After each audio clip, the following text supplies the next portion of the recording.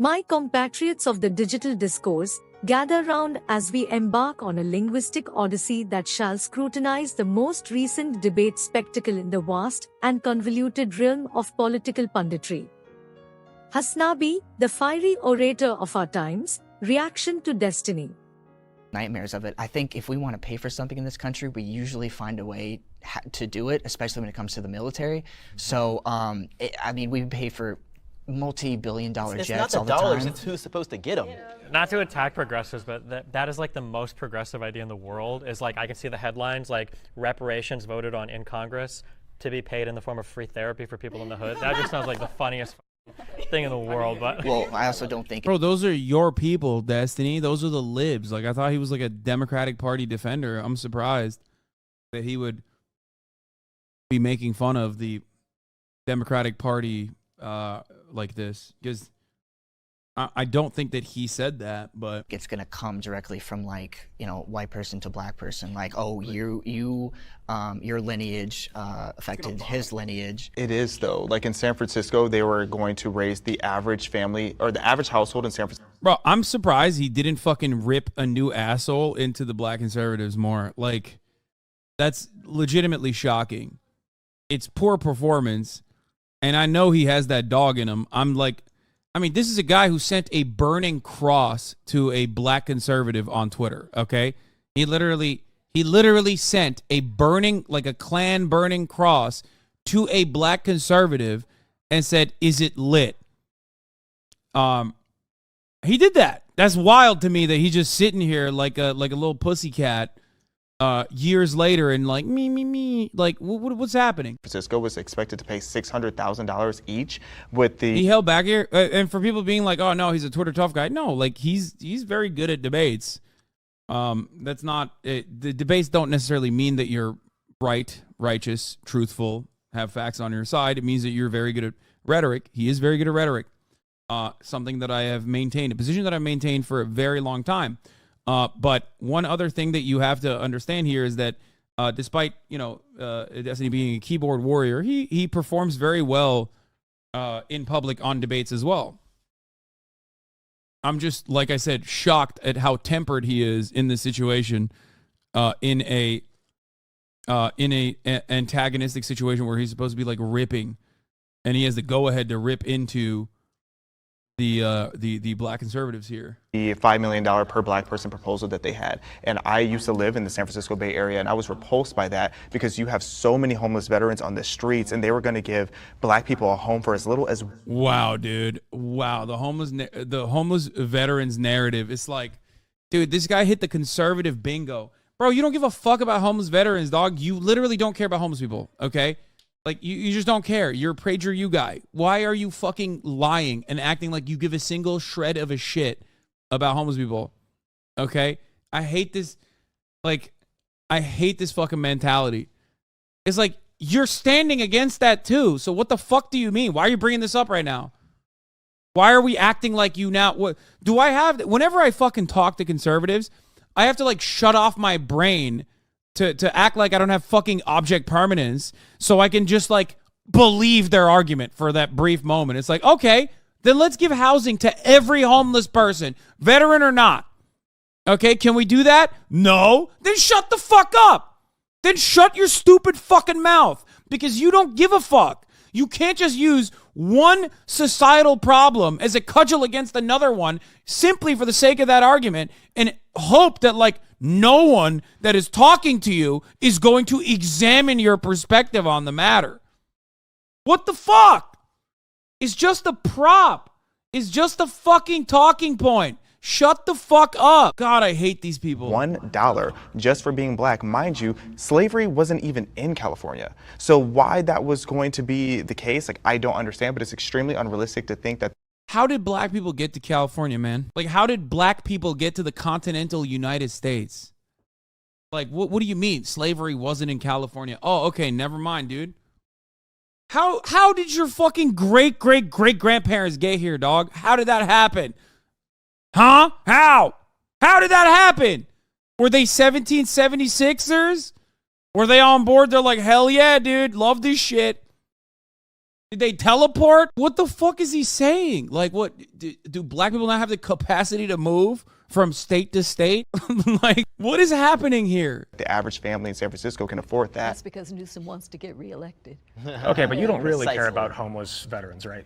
Like, Oh, thank God. you don't support. You don't know I feel me. like all your arguments are ad hominem. But you're here literally as a every conservative. single one. Okay, dude, this is a great take. Great take, Alec. Be like, oh, okay, what are the initiatives you have to combat homelessness? Because I know Dennis Prager's opinion on it, and he's paying your paychecks, okay? I know he don't give a fuck about housing the homeless, veteran or not. Ad hominem, ad hominem. What the fuck do you mean ad hominem? That is a genuinely important talking point that you brought up voluntarily. I didn't fucking say, what's your thought on homeless people out of nowhere? You brought it up, bitch. What is your fucking solution? That's not what an ad hominem is. Fuck, I hate these fucking stupid debate perverts who like literally don't know the logical fallacies that they're just dropping in a fucking argument. Ugh. You're here as a conservative. So what policies do you support for homeless veterans? There's ways to address, Specifically. for homeless in general. That's a whole different conversation. Yeah. No, it's not. No, it's not. He brought it up. Then it's a deflection, okay? He brought it up as a way to misdirect, and now he's holding him to account. You brought it up. You can't just say it's a different conversation. Why'd you fucking bring it up then in this conversation? You fucking idiot. You can't bring it up and then be like, oh, well, this is a different conversation. Why'd you bring it up? Why'd you bring it up then? You think there are no black homeless veterans?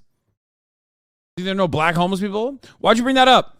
Why'd you bring that up? Why'd you bring that up? Why'd you bring that up? Fuck you! Oh my God. I fucking hate debates so much. I hate debates so fucking much. Stop strawmanning my steel, man. No, it's like, it's so stupid because like, they're not used to, like, conservatives, especially like commentators, are just like not used to any fucking real valid pushback from someone who knows what the fuck they're doing, okay? Which is doubly why I'm mad at the fucking Hobbit sitting in the weirdest way possible in the middle of the goddamn fucking debate stage right now, like sitting there like a fucking little kitty cat. What is he doing? I have heard this man say unhinged shit to like trans activists or whoever the fuck he has perceived to the left of him, who that he is mad at on any given day. Like he's fucking lied, knowing full well about my background, lied about like, oh well Hassan shouldn't speak on fucking sex trafficking minors or whatever the fuck.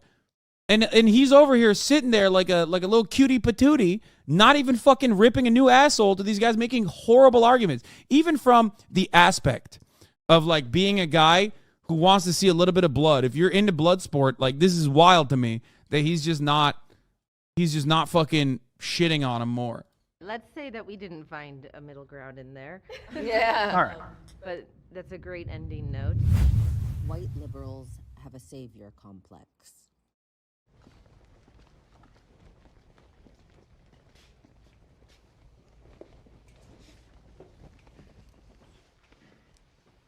Well, I gotta say, this is a shock. With the masterful command of language that only Hasanabi can wield, he reminisces about Destiny's strategic retreat and reluctance to fully engage with the arguments expounded by black conservatives.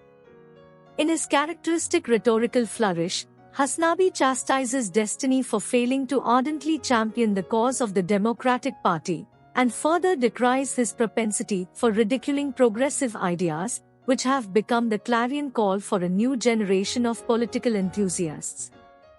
Hasanabi's lamentation reverberates through the digital landscape as he brings to the forefront an incident that cannot be dismissed lightly, the moment when Destiny, in a regrettable lapse of judgment, sent a burning cross to a black conservative via Twitter.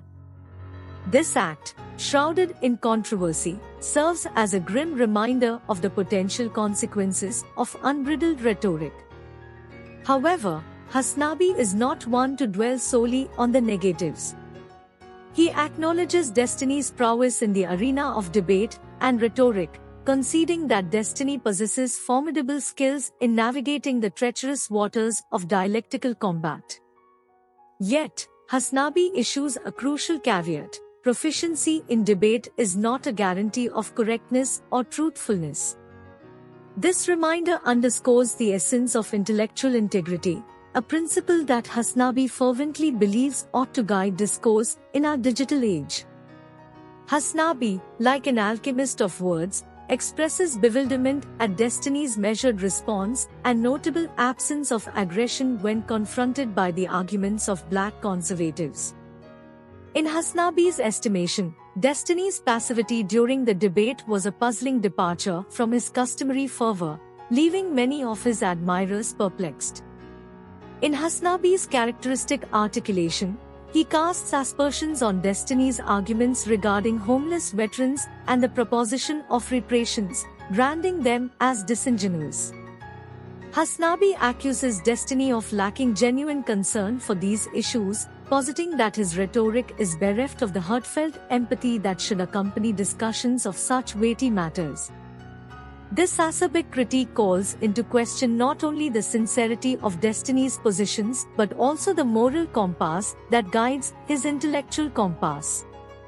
From a different vantage point, one might argue that Destiny's measured response in the debate could be viewed as a strategic choice.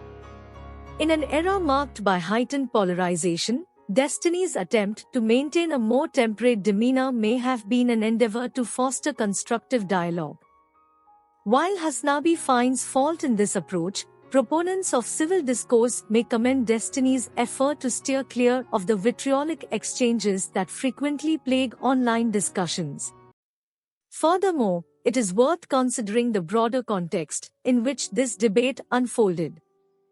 The digital landscape has become a battleground where ideological clashes often overshadow the pursuit of substantive policy solutions.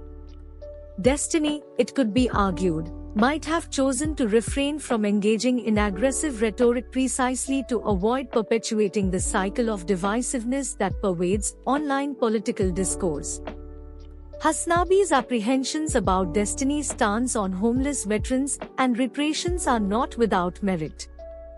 However, some may argue that the essence of healthy debate lies in the clash of opposing ideas. Destiny's perspective, even if contested, adds another layer to the discourse, allowing for a more comprehensive examination of the issues at hand. Indeed, the mere act of engaging with opposing viewpoints can serve as a crucible for refining one's own positions and fostering a deeper understanding of complex problems.